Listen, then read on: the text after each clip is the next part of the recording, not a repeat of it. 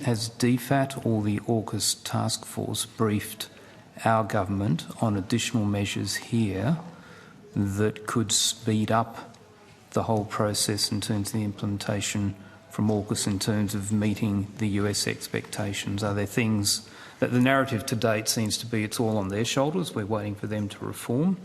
Are there things that we've had feedback to say we should change? And so that's the first question. And secondly, have there been in briefings to government that there are things that the US believes we should change to help them accelerate their process? Senator, those are questions that should be directed to Defence, Department of Defence. Well, I accept that in part because clearly Defence is one of the key customers for the benefits of AUKUS 2, but DFAT has a key leadership role in terms of our relationship with the US. The counterpart agency who control ITAR is your counterpart agency, and indeed, you play a similar role here. So I'm interested to understand whether there are any briefings that have been received to indicate that there are things that we should be addressing from a whole of government perspective that our staff at the mission in Washington have been briefed on. I think it's fair to say, Senator, that we have the whole system, DFAT, Defence and actually other interested departments for that matter, we hear messages from the United States about their responses to our, not just our requests, but to how we're going to together manage the technology issues to basically underpin the AUKUS capability partnership. So, I mean, there's information around. I don't know about a sort of briefing as such, but there is, there's debate about this whole package of issues that are, some of it's in the public domain through Congress, but I think we're not further able to, not because of any secrecy, but it's not at a stage where I could articulate more detailed Sure. So, Secretary, you mentioned some of the public debate, and just recently in the media it's been published the concerns that have been raised formally by one of the oversight mechanisms within the Congress about questions around AUKUS and what particularly Pillar 1 around the submarines may mean. That's the sort of thing I'm interested to understand, if there's been engagement with our mission there on those concerns formally and actions that we might take that would alleviate the concerns that parts of the administration or Congress are raising. I think it would be mostly through defence discussions and through the submarine task force that those conversations would be had. I accept the fact that you think, but could you take that on notice and come back to us as to whether DFAT has actually had specific meetings outside of what the task force has been doing? Senator, an outcome from OSMIN last year, reflecting the joint statement, was a mutual obligation to streamline export controls, independent of AUKUS, but as a general priority in our relationship. We have had extensive conversations, both in the AUKUS context and just in terms of our defence cooperation between the State Department, Office of the Secretary of Defence in the Pentagon, with Defence and DFAT officials. In terms of there's been a lot of progress in terms of what's on offer, and certainly you were right to reference protective security. The US does want to understand our protective security measures better in order to understand to what extent it can approach export control reform on its part.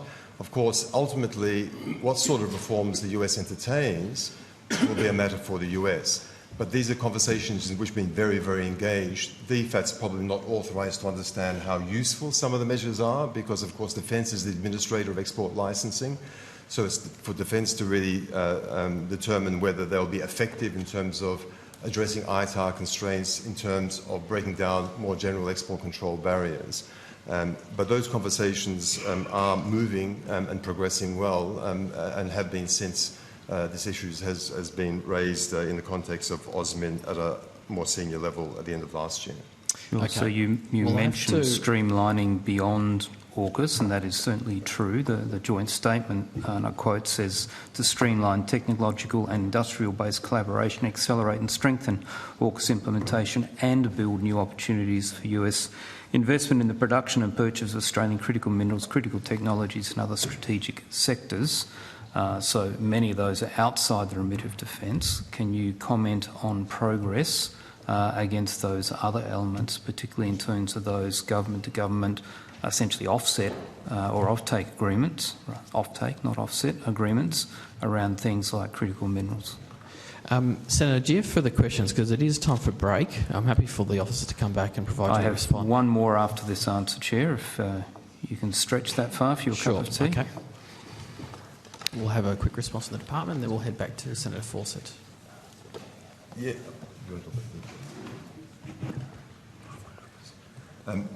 You're quite right, Senator, in relation to the Defence Production Act. That is a catch-all for effectively recognising Australia as a domestic source, which would have very broad-ranging implications for our collaboration on clean energy transition, critical minerals and other areas that were referenced in the compact that our Prime Minister and President agreed in Hiroshima. But I think my colleague, Ms. Stiliano, can comment more detail on the critical minerals part of it.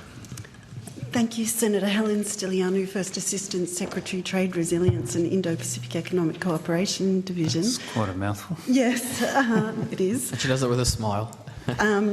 As my colleague has mentioned, there was just last week our leaders, the United States and Australia, issued a statement of intent, and under that there was a compact in relation to climate and energy transition that was agreed between our countries, which looks at critical minerals in some detail, and the work there is being led by DQ.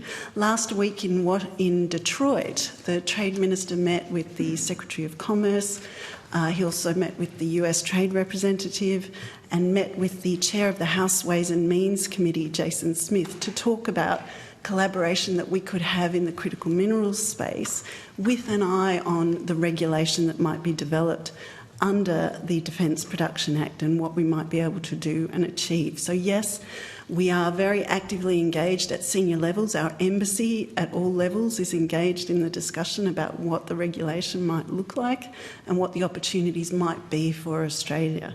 It is quite a good opportunity for Australia to be recognised as a domestic source under the Defence Production Act. It gives our exporters an opportunity to obtain funding, subsidies essentially, under the US system as if they were US producers of critical minerals. So there are quite some opportunities to be worked through.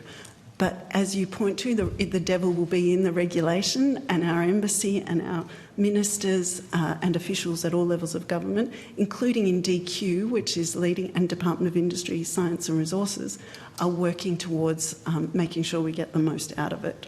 Okay, thank you. And you mentioned access to funding. So my final question is, has the issue of the budget and the fact there is no new funding for defence been raised at all by any of the interlocutors in the United States as an issue of concern in terms of Australia's commitment to defence capability? Not to my knowledge, no. Could you take that on notice? We have no record of them having expressed concern, Senator.